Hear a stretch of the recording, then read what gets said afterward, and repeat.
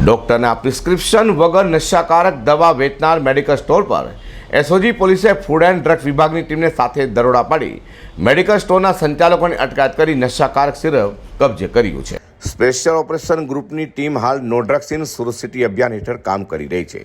ત્યારે એસઓજી પોલીસની ટીમે બાતમીના આધારે ફૂડ એન્ડ ડ્રગ્સ વિભાગની ટીમ સાથે પાંડેસરામાં આવેલા ભેસ્તાન દીપજો સોસાયટીના રોહી મેડિકલ સ્ટોર પર દરોડા પાડી ત્યાંથી મેડિકલ સ્ટોરનો સંચાલક મુકેશ શાહ ડોક્ટરના પ્રિસ્ક્રિપ્શન વગર નશાકારક સિરપ સહિતનું વેચાણ કરતો પકડાતા ત્યાંથી નશાકારક કોરેક્સ સિરપની બોટલો કબજે કરાઈ છે.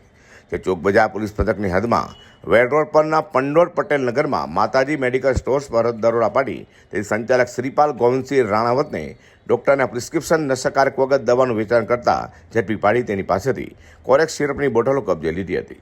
હાલ તો એસઓજી પોલીસે બંને મેડિકલ સ્ટોરના સંચાલકો વિરુદ્ધ કાયદેસરની કાર્યવાહી હાથ ધરી છે. અઝર કુર્સી સાથે પ્રકાશવાળા.